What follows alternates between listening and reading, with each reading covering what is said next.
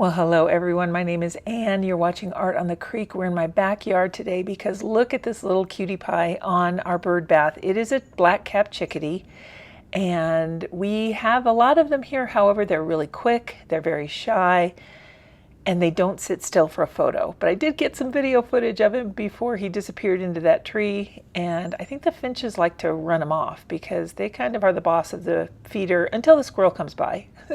So let's try and paint that chickadee, shall we? Here we go.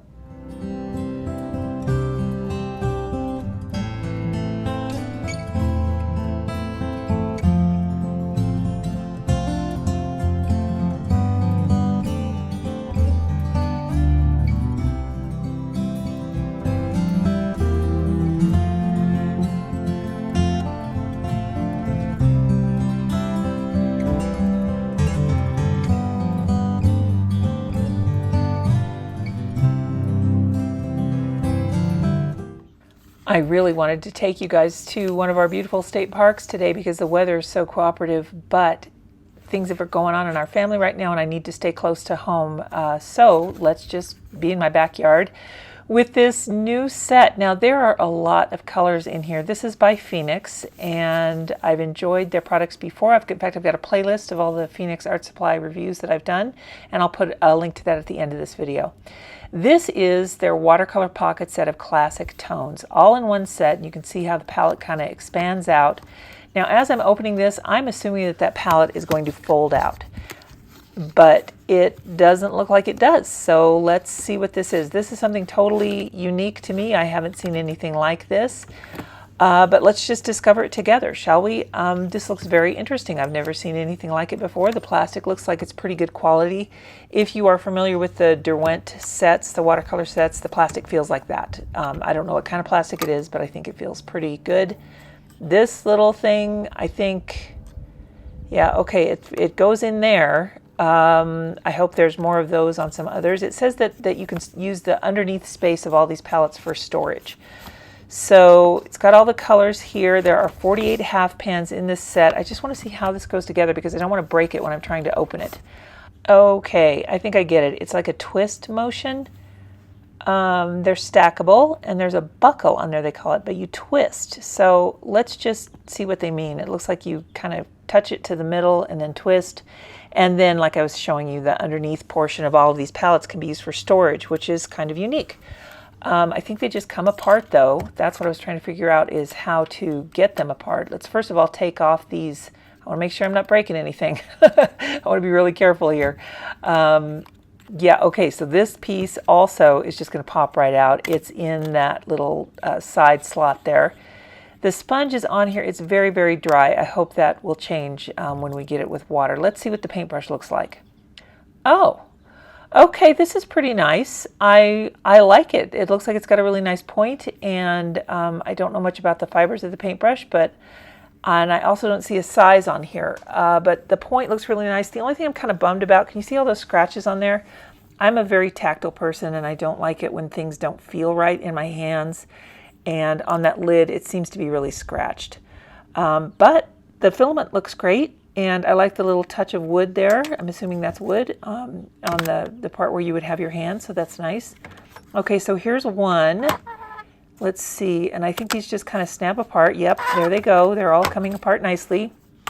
Let's see, there's 6, 7, 8, 9, 10. There's 12 per unit for a total of 48.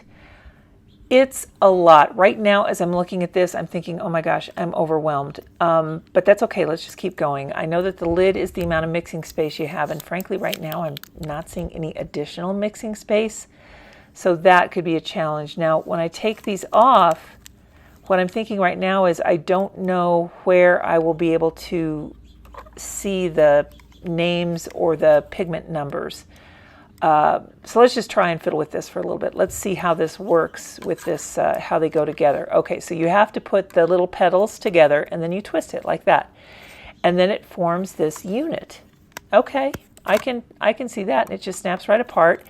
It does feel good when it goes together, but I'm going to be completely honest with you guys. It's completely a little bit beyond my tolerance level.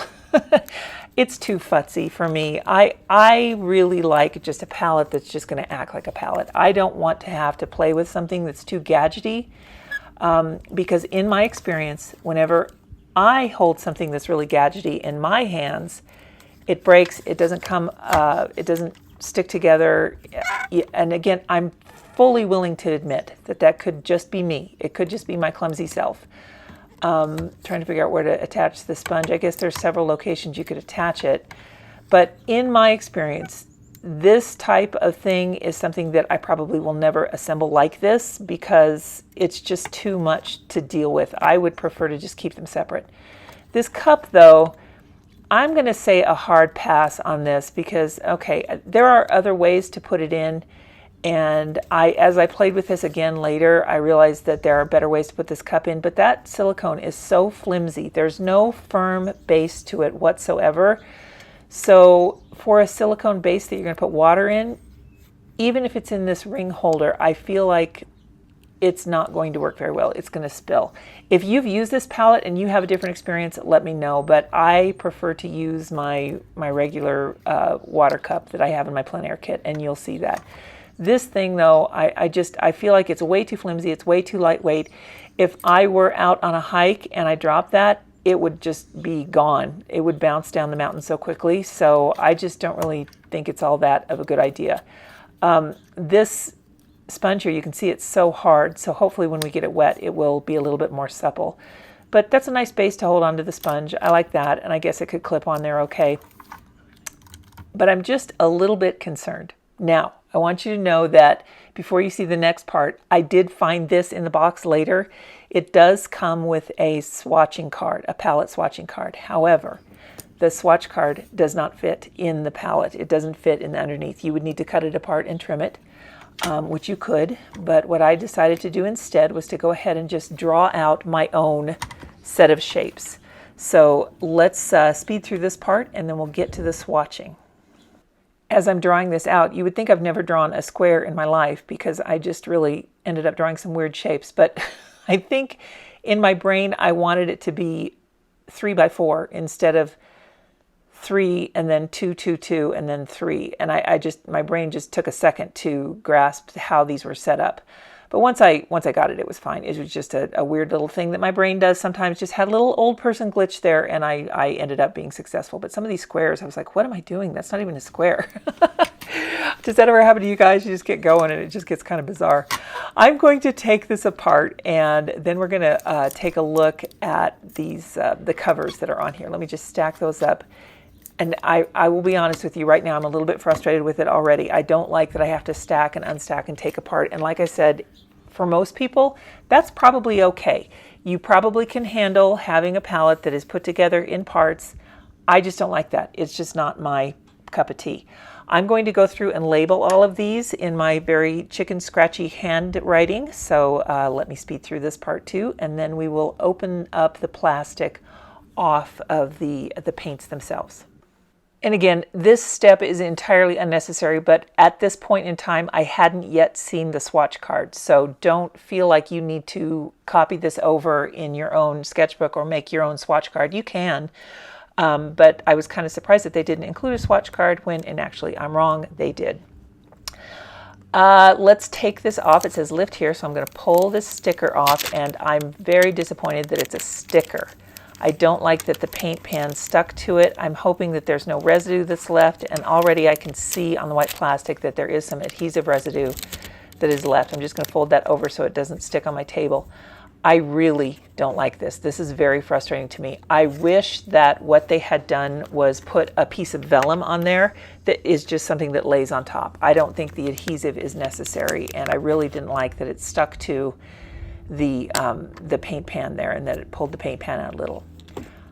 I am so skeptical about the silicone cup. I don't even want to use it. That's how much I don't like that cup. I feel like it's just so flimsy that I'm going to knock it over. I'm going to make a huge mess. So the green cup there is one that I purchased separately and I've had in my art kit for a long time. I really like it. It's a very good cup. It's by Faber-Castell and it does collapse. That's the one that I'm going to use for this process.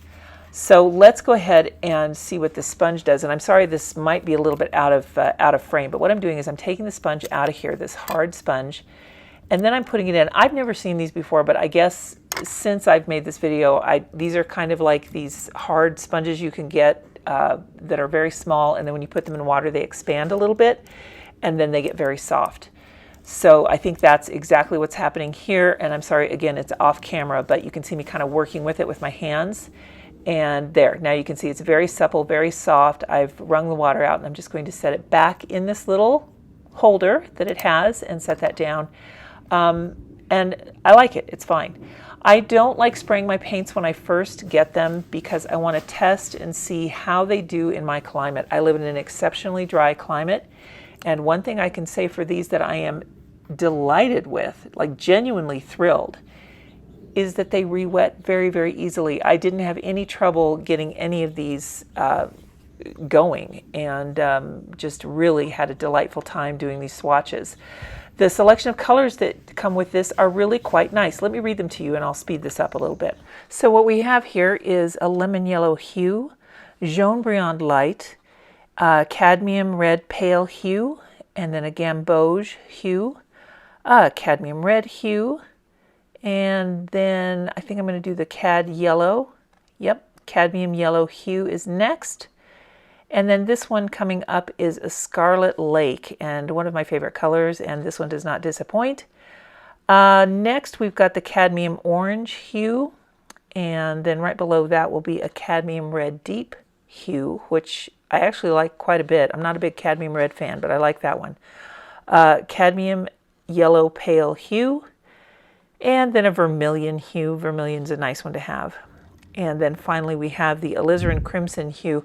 And at this point with this alizarin crimson, this was really reminding me of the Winsor Newton Cotman series, which are very wonderful paints, and I really like them. That alizarin crimson hue has an awful lot of pink tone to it, and that's why it made me think of that. But the way these paints went down, they're lovely. I'm very pleased with them. Now on this swatch card here and on the little flyer on the inside, you do have the pigment information, the transparency, the light fast information.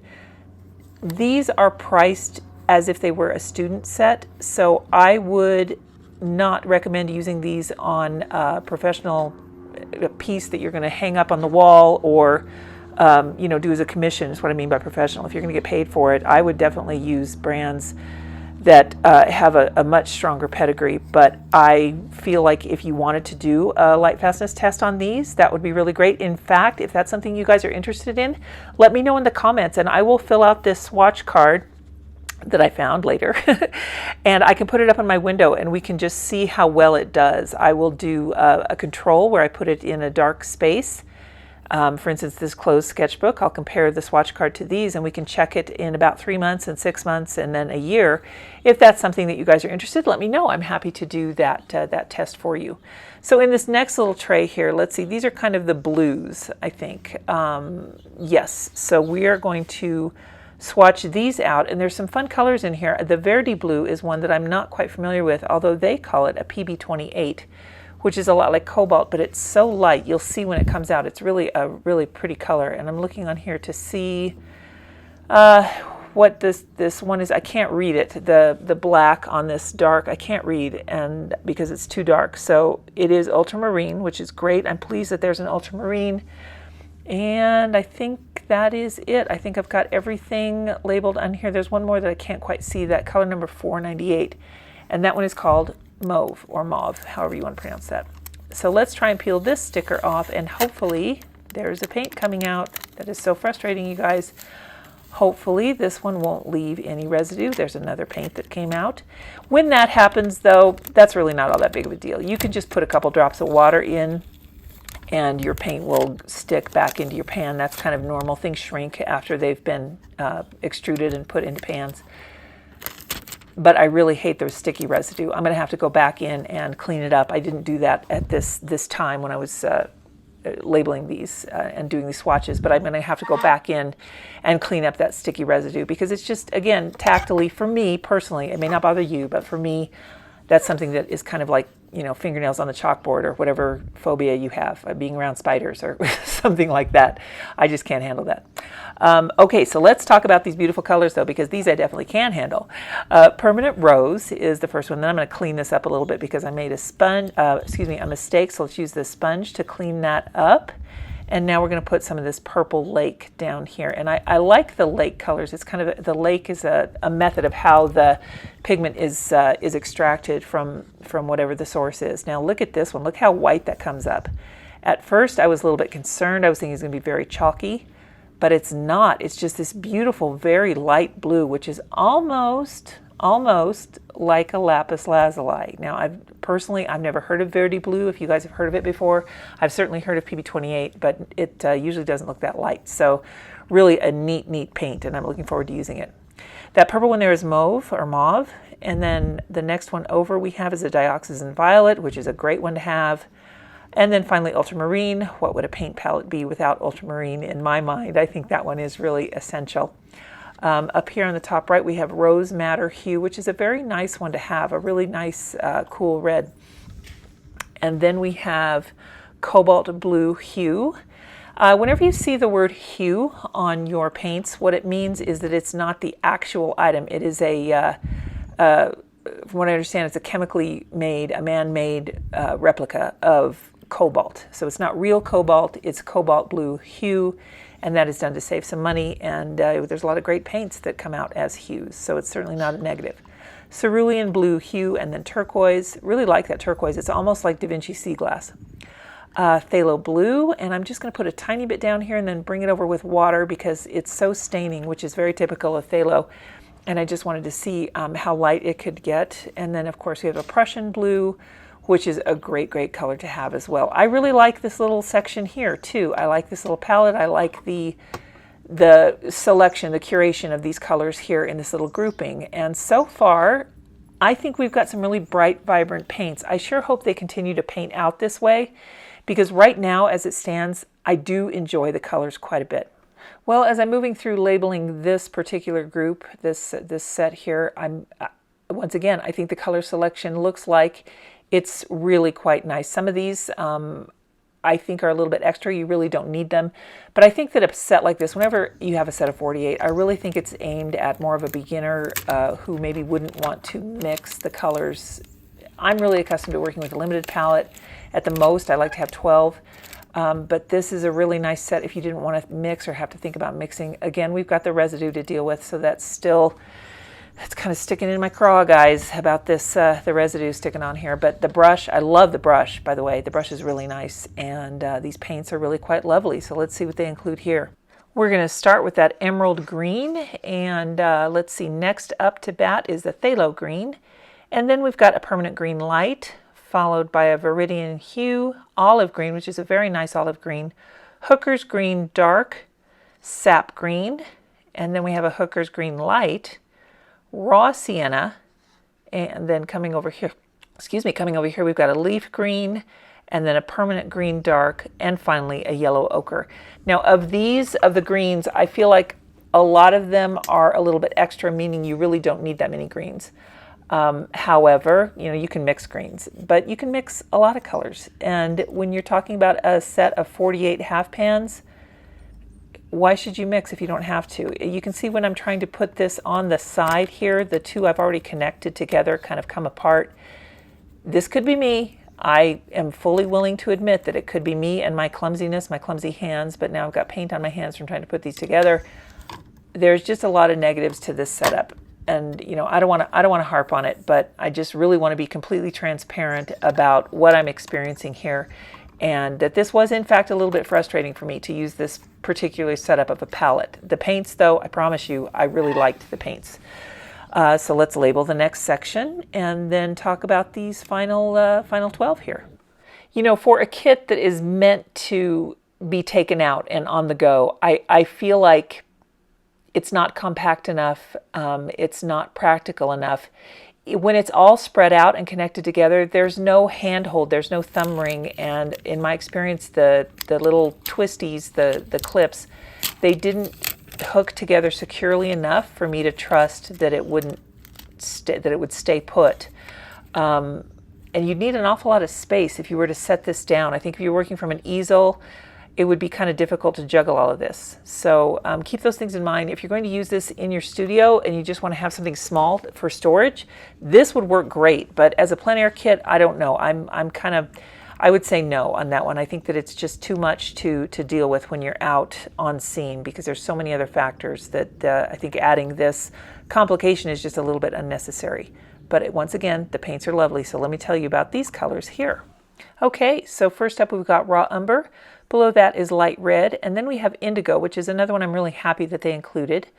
Indian red and burnt umber, and then underneath that we're going to have a Payne's gray, and I wanted to see if it leaned blue or was more toward a neutral gray, and this one is very neutral. Next to that burnt umber we're going to have a Van Dyke brown, and then next to that one a sepia, which I like this one. It has enough oomph to it. The burnt sienna, my favorite burnt sienna is when they make it from PBR7. This one is a PR101. The black that I'm doing right now is a lamp black, which is quite nice. And then we've also got an ivory black. Those blacks are different temperature. One is warmer than the other one. The ivory black tends to be warmer. So if you're going to use black, it's nice that they include both of those. And then, of course, finally we have a Chinese white. Using black and white in watercolor, if you're new to watercolor and you have listened to a lot of artists say, oh, I never use the black, I never use the white, it's up to you. Your painting will have more depth and vibrancy and will be more pleasing to the viewer's eye if you don't use just a black or, and the white, of course, is never opaque enough. What the white is meant for is to turn any of these other colors into the pastel range. And the black can also tone them down as well. So if you don't have an olive green, you can easily mix that black with one of your yellows and you'll end up with a really beautiful earthy green. As a whole, I really enjoyed this selection of colors. This is pretty standard for what you see in a palette of 48, and for a unique arrangement, you know, that's something that's really pretty good. But thumbs down on the silicone cup. It's just not sturdy enough.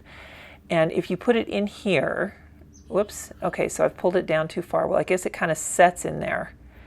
I'm just not confident that if there's water in there that it's really going to hold, and I think I have the clip upside down because I'm trying to figure out how this would clip in. There are these little rectangular slots and these side clips. Now the rectangular slot that's on the top would be a better place to put this. But let's just say, for instance, that I put that there. Okay, there's where the water cup is. And then if I'm holding this and I want to also have my sponge clipped on here, I need to find another location to put the sponge. Now, again, I could have put these in the little top slots that are on the edges there where you have the row of 3 paint pans all together on the sides. Those little vertical slots are good for these two little things. But for practicality, what I was discovering for the first time is I thought this was exceptionally impractical to have your sponge way far away from your water. Now, you could set it up so that the sponge was on one side and the water was on the other side of your mixing space, which would be okay. But then again, you don't have a lot of mixing space either with this palette lid. Now, that palette lid, you know how these all stack together and that yellow set is on top with the lid? I feel like if you were to fiddle with it, that lid absolutely could be converted to fit on any of those palettes. So if you just wanted to take 1 or 2 of them, you could do that. Again, I didn't want to fiddle with it. I didn't want to break it. So I just left it as it is. I'm really good at breaking things like that. So I know myself too well. We're gonna do this chickadee here, and I will link to the reference photo that I did use. Now, the chickadees in my yard are way too skittish and way too fast for me to get a decent photo of them. So I'm gonna try and get this set up here so that I can figure out how this is going to be comfortable in my space. This is really, I felt like I was really having to figure out where to put things because this palette just had my brain kind of doing hurdles. Once I started painting though, it was really okay. It was fine. But again, the setup is just a little bit futzy for my taste. I'm starting off with some of the Jaune Brillant. By the way, the sketchbook I'm using is just one from Amazon. It's their Amazon Essentials. Yeah, I think that's the brand, Amazon Essentials. Art journal, and I can put a link to that in the description if you guys are interested. It is not great watercolor paper, but for something like this, for something that you're just playing with, or if you want to take something on vacation, I think this entire journal is like $8. It can hold watercolor, it can hold ink, it can hold colored pencil, charcoal, graphite, pastel. It's really a decent little journal. So I do keep one of these in my travel kit, again, because it's not all that precious, and I really wouldn't mind if I dropped it and scuffed it up or something. If I'm going to have a really beautiful journal, then chances are I'm going to keep that one at home. I'm going to put on some music and let you guys see this beautiful chickadee. Not that my painting is beautiful. The bird itself in real life is beautiful, but I was pleased with the way this painting came out. I'll let you see it come to life here on the with some music in the background. But I wanted to just tell you the colors that I've used here. First, I went in with the Jaune Brillant, and then a little bit of the Gamboge. And then the blue that I'm using here is the Verdi blue. I really like how that looks for a shadow on white. It really turned out nicely. This is the Payne's Gray, and I think that is the Payne's Gray. That is all I used for the black. I don't think I did any of the lamp black. I think I just used a higher concentration, a thicker concentration of the Payne's Gray. And then for the branch, I went in with some of those earth tone reds. I think the Indian red, the olive green, and the burnt umber or the Van Dyke brown on the branch. So I will let the music take over and entertain you on this little relaxing moment where you can see this cute little chickadee come to life.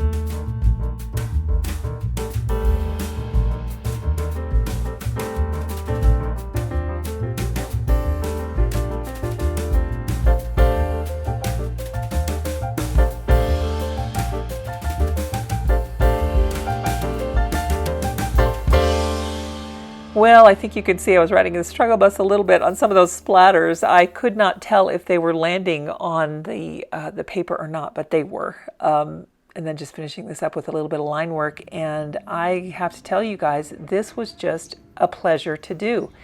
Despite the finickiness of the palette setup, I really enjoy these Phoenix watercolors. I think as paints, I think they'd be great for something to use in your sketchbook.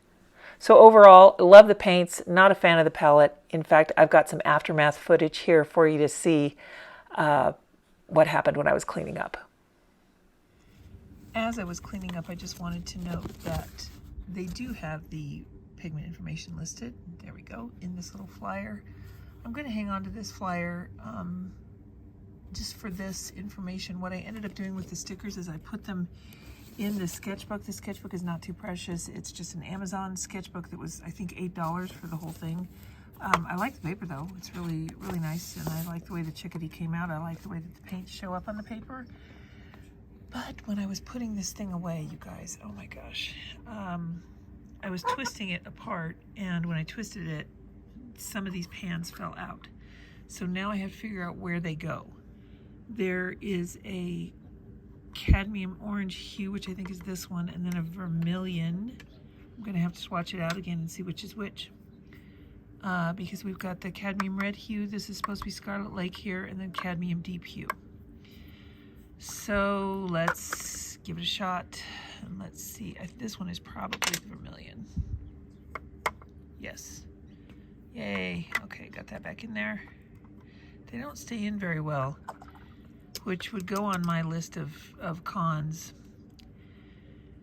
I don't know. I have an interesting relationship with this set. I love it, and I don't love it. That one is, ooh, what is that one? Let's see what this one is.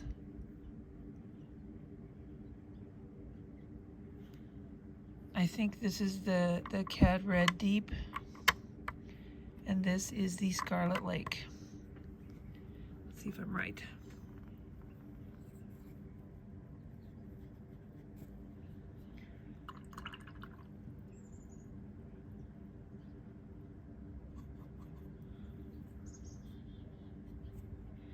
Yeah, I think so. Well, I hope I got them in the right order. I think what I'm going to do is make sure that they're all in there. Oh, maybe I won't. I don't know. What would you guys do? Would you make sure the pans are all in there? Or would you go ahead and just risk it? I think this set is great if you like gadgets and things. I'm not really gadgety when it comes to my art supplies. I prefer to have something just straightforward. But gosh, I love these paints. I'm torn. Let me know in the comments. What do you think? Would you use this set? I think the paints are beautiful. And I love the artwork. I love the chickadee. I'm just not sure I love the construction of the palette. So that's my quandary, guys. I know that I'm not a fan of this little cup because you'd have to hold it. Whoops. Sorry, my thumb. You'd have to just hang on to this. Oh, and I thought you can only do it from the underside. You can absolutely do it from the top side if you just flip that holder around. So you can flip it into, let's see, one of these types of clips here, where they have this end here that can accept something. So sorry, I'm holding this with one hand and filming at the same time, but so that would go right in there. Or it can go, wait, does it go here? It can go there too. It can just sit right on there. I still think it's kind of futzy and not what I would want to do, because I mean, that's not really a secure, I'm just a water cup, guys. I don't know. All right, let me know what you think. Be anxious to hear what you got to have to say in the comments. They're beautiful paints. Thanks for joining me in my backyard today, guys, for a little bit of plein air. I hope to use this set again and genuinely take it away from my property. Hopefully I'll have some time when I can actually get away and show you guys some of the beautiful things our state has to offer. It has been a very trying summer, but the birds have been great companions, so I wanted to share some with you guys today. Hope everyone's doing well and stay creative. We'll see you next week. Bye, guys.